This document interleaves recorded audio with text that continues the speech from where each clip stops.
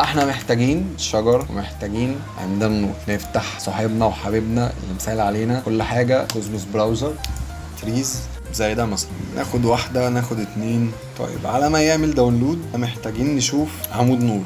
هندخل في الاركتكتشر هنا، هتلاقي اشارة مثلا ترافيك ساين. طبعا هم شكلهم هنا بالمنظر ده كده عشان هم بروكسي، ولكن في الريندر بيطلع شكلهم طبيعي جدا، ما بيبقاش فيه اي مشكلة. فعايزين نوزع بقى الحاجات دي كده. بقى عندنا زي باترن نبدأ اننا نكررها بقى شوية كده لحد ما نملى الرصيف بتاعنا. وهناخد الشجر ده والعمدان بتاعتنا نحطها الناحية التانية انستنس كده. بقى عندنا شارع يعني تحس ان هو يعني شكله لطيف الى حد ما.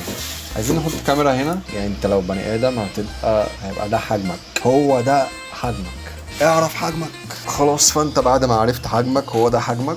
يعني بقى عندنا سين سريع، خدش مننا وقت، اتعلمنا فيه شويه حاجات. نبدا نحط الدايركشن ساينز بس واشاره وماله عشان تغير الشكل الراتب بتكرر قوي ده. هنوزعهم بقى بشكل عشوائي جدا. دي الاشاره راحت فين يا ولا؟ نوزعهم بقى كده خلاص. ونبدا نبص في الكاميرا اهو، يعني عملوا ايه؟ عملوا شكل كده. ندخل على